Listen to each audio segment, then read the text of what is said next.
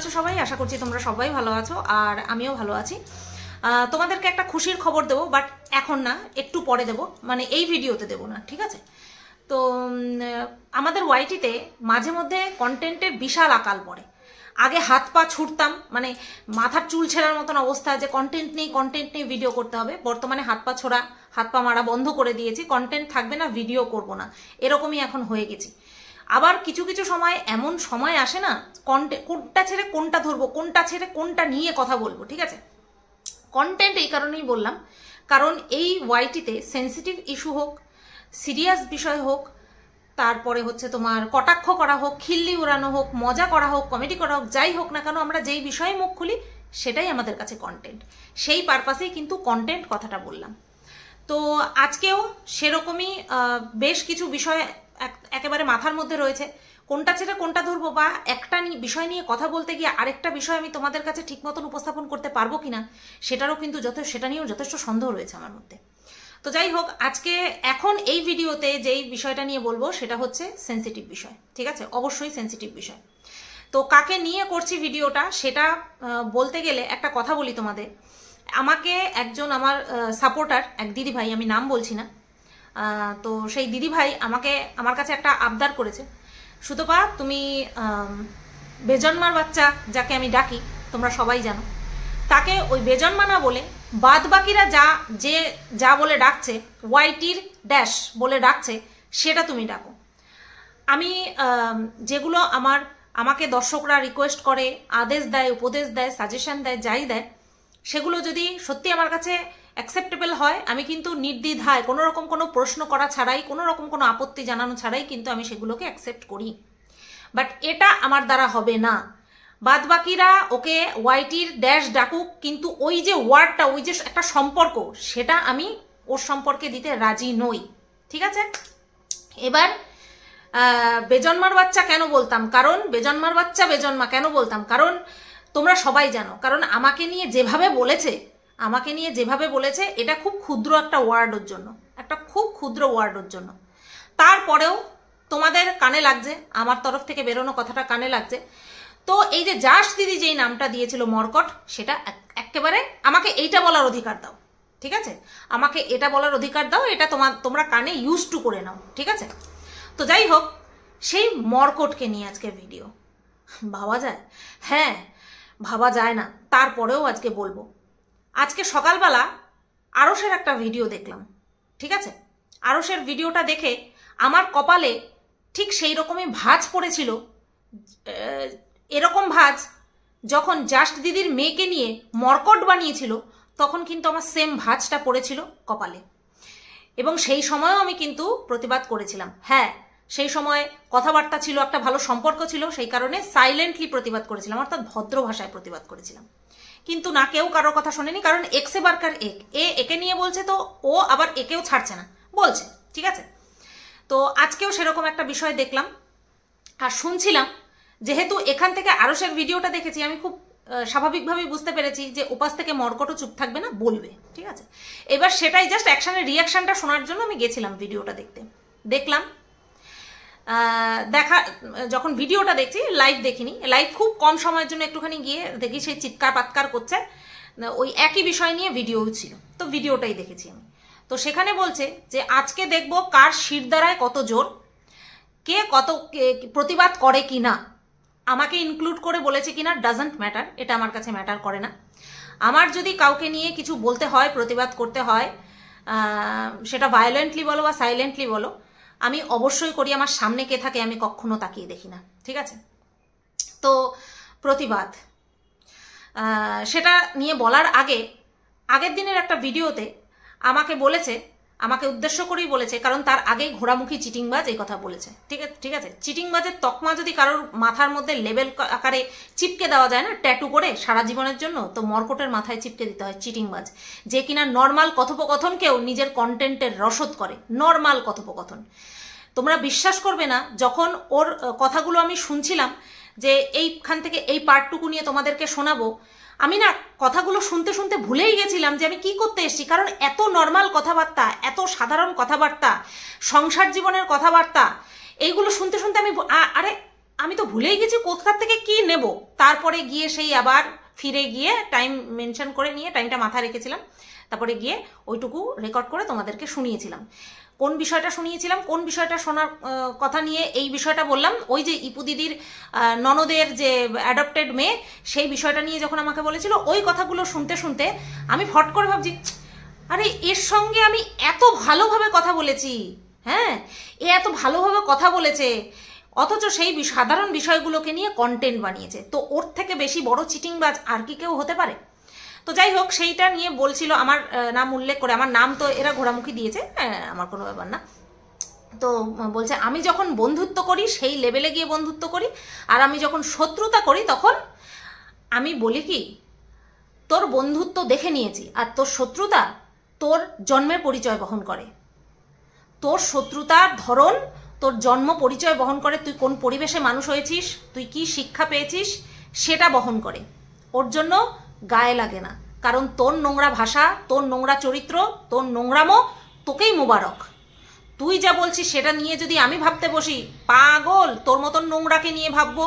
আর তোর বন্ধুত্ব, কেউ যেন তোর বন্ধুত্ব দেখতে না চায়, বা তোর বন্ধুর খাতায় যেন কেউ নাম না লেখায়, ঠিক আছে? তো যাই হোক, তোর মতন মানুষকে পা মোছার পাপোশও করতে চাই না। মানে আমাদের পায়ে যদি কোনো কিছু নোংরা লেগে যায়, আমরা পাপোশে মুছে তারপরে বিছানায় উঠি, তো সেই পাপোশটুকু পর্যন্ত তোকে আমি মনে করে ব্যবহার করতে চাই না।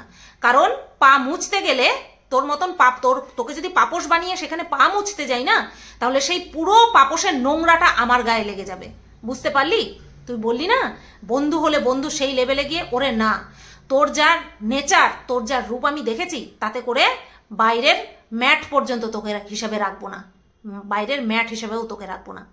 এইবার চলে আসি, আরশ যে ভিডিওটা করেছে আজকে সকালবেলা, জাস্ট দিদিকে ইয়ে করতে গিয়ে, কি যেন বলে, ঢাকতে গিয়ে বা চাটতে গিয়ে, এই মর্কটের ওয়াইফকে নিয়ে, মর্কটের ওয়াইফের রিলসগুলো নিয়ে কন্ট্রোভার্সি করেছে। ওটাকে কন্ট্রোভার্সি বলে না, ওটাকে one kind of personal grudges মেটানো বলে। ওটাকে না রোস্টিং বলে, না কন্ট্রোভার্সি বলে। বিষয়টা হলো কিভাবে প্রতিবাদ করব, আমি কিভাবে প্রতিবাদ করব সেই বিষয়টা আলাদা, কেন প্রতিবাদ করব সেই বিষয়টা আলাদা, কিন্তু কার জন্য প্রতিবাদ করব? যে কিনা একটা, আমি চিকিৎসা করতে গেছি, সেখান থেকে আমাকে সেক্সোলজিস্ট আমার ছবিটাকে বিকৃত করে সেখানে সেক্সোলজিস্ট চিপকে দিয়েছে।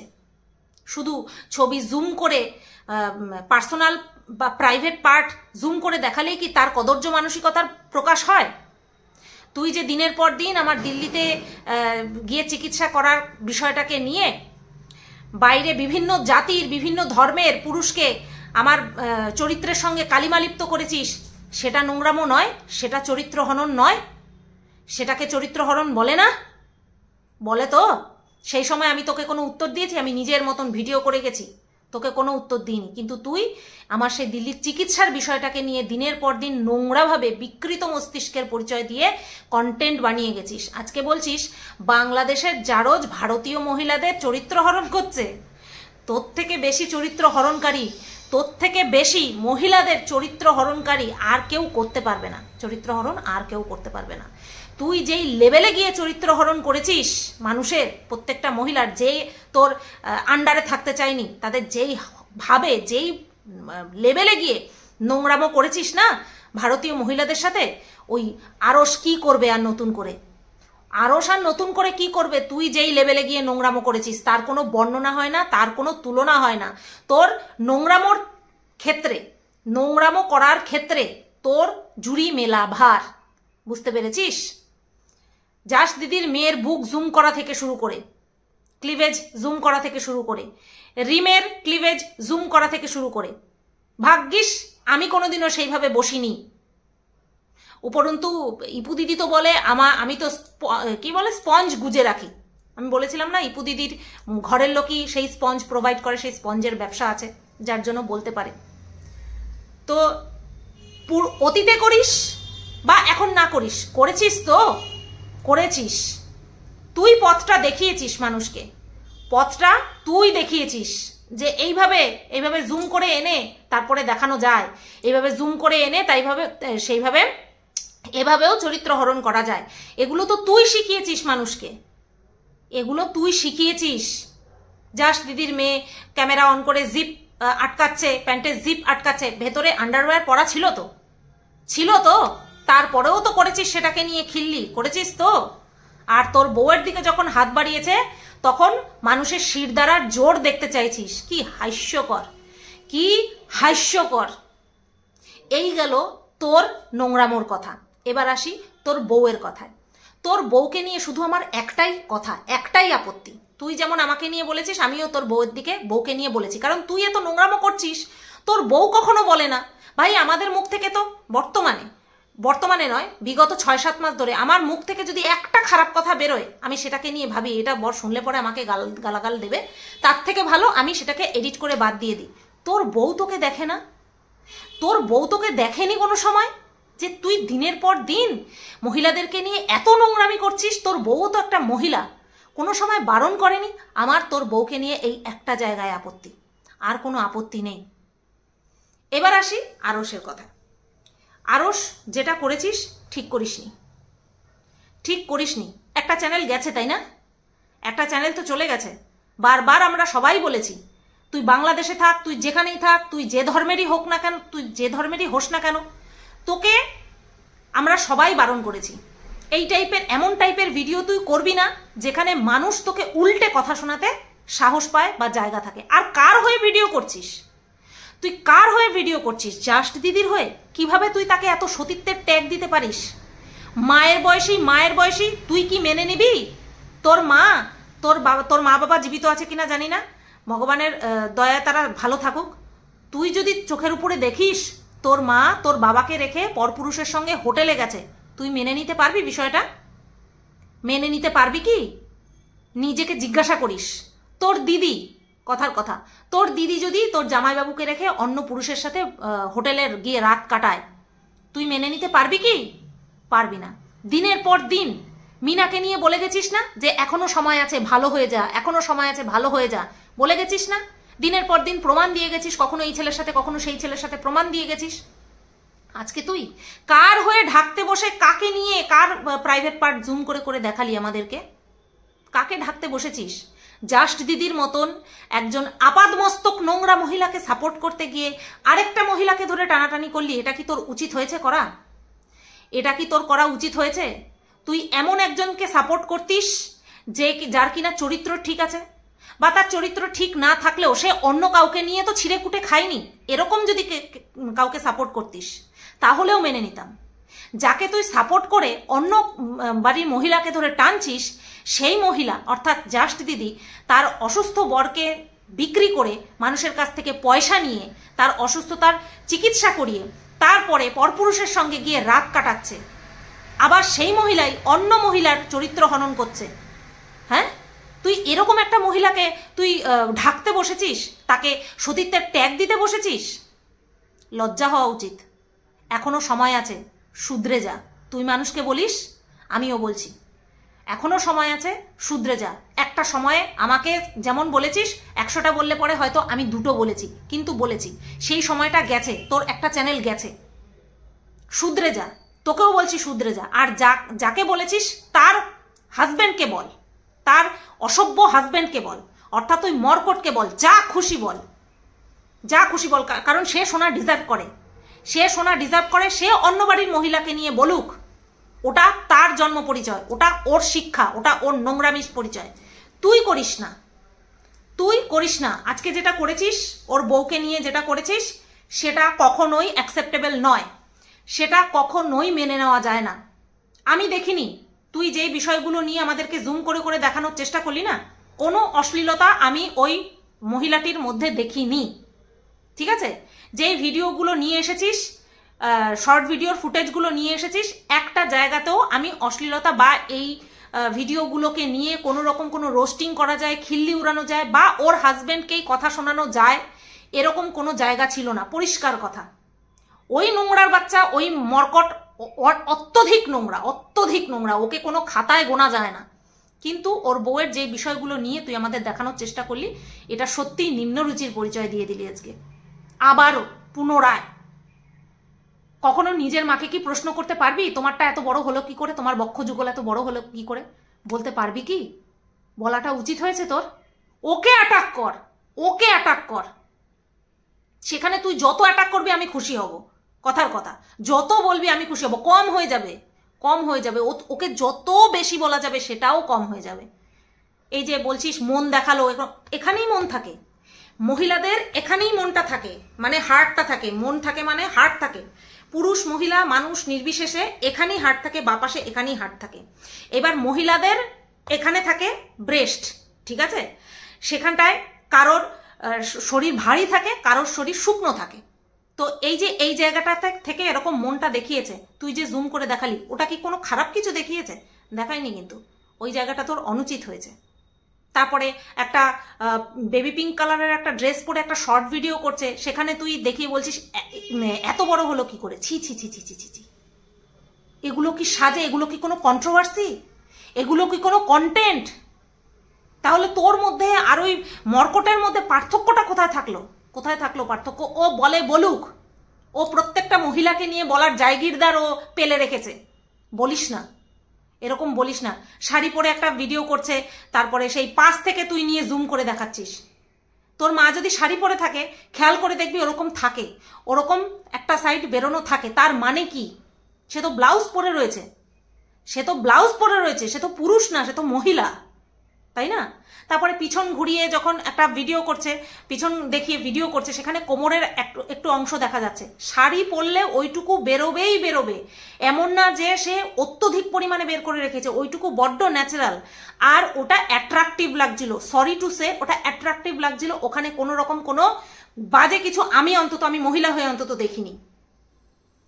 ভিডিও করবি, অ্যাটাক করবি, যেটা নিয়ে করবি সেখানে যেন কেউ আঙুল তুলতে না পারে। সে তোর পক্ষের মানুষ হোক, সে তোর বিপক্ষের মানুষ হোক, যে কেউ যেন আঙুল তুলতে না পারে। কিন্তু তুই মর্কটের বউকে নিয়ে যেই কাজগুলো করেছিস, সেখানে প্রত্যেকটা জায়গায় বিধিনিষেধ জারি হয় রে, বিধিনিষেধ জারি হয়। এখানে করে তোর দেখার ভঙ্গিতে আমার প্রশ্নচিহ্ন রয়েছে। তুই কিভাবে দেখছিস? ও নোংরা, ও খারাপ, ওর কথা আমি ধরবই না, ধরবই না। কিন্তু যেখানটায় মহিলাটাকে নর্মাল লাগছে, এই নোংরাটা, এই মর্কটটা নিয়ে কথাই বলতে চাই না। বাট ওর বউ দেখতে মিষ্টি, এটা আমি মানে অফ ক্যামেরাও মানি, মনে মনেও মানি। আর যেটা মনে মানি সেটা স্বীকার করতে আমার কোনো দোষ নেই। ভাগ্যিস ছেলেটা মায়ের মতন হয়েছে, এই জানোয়ারটার মতন হয়নি। দেখতে কথা বলছি তো যথেষ্ট সুন্দরভাবে যেই ভিডিওগুলো তুই দেখেছিস, ওখানে কোনো রকম কোনো অশ্লীলতা ছিল না। আর যে বললি না যে এইভাবে যখন শুয়েছিল, যখন এইভাবে উঠেছে, ওটা ওইভাবে উঠেছে যাতে বুকের কোনো অংশ ভাঁজ হিসেবে ক্যামেরাতে ধরা না পড়ে। এগুলো খুব সাধারণ জিনিস। তুই যেই জিনিসগুলো নিয়ে মর্কটকে বলতে চেয়েছিস, মর্কটকে অ্যাটাক করতে চেয়েছিস, ফালতু হয়ে গেল, ফালতু হয়ে গেল। ঠিক আছে? তো এই ছিল আমার বক্তব্য। আমি যেটা নিজে ফিল করেছি সেটাই তোমাদের সাথে শেয়ার করলাম। আর এই মর্কট নজর থেকে পড়ে গেছে, মন থেকে সরে গেছে, আমার নজর থেকে না একেবারে নিচে পড়ে গেছে। আর কোনোদিনও ওকে একটা মানুষ হিসেবে ওকে আমি ভাবতে পারবো না। ও যে একটা মানুষ, ওর দেখতে মানুষের মতন, কিন্তু ওর নেচার যে মানুষের মতন, খারাপ ভালো মিশিয়ে মানুষ হয়, কিন্তু ও যে খারাপ ভালো মিশিয়ে কোনোভাবে আমার কাছে মানুষের পর্যায়ে পড়ে না। ঠিক আছে? তো এই ভিডিওটা এই পর্যন্তই ছিল। এটা অবশ্যই একটা সেন্সিটিভ ইস্যু। তো এই ভিডিওটাকে আমি পুরো আলাদা করেই তোমাদের সামনে প্রেজেন্ট করছি। এরপরে আসছি আর একটা মজাদার ভিডিও নিয়ে। চলো, সবাই তোমরা ভালো থেকো, সুস্থ থেকো। আর এই ভিডিওতে আমার মতামত, আমার দৃষ্টিভঙ্গি তোমাদের কেমন লাগলো অবশ্যই কমেন্ট করে জানিও। টাটা।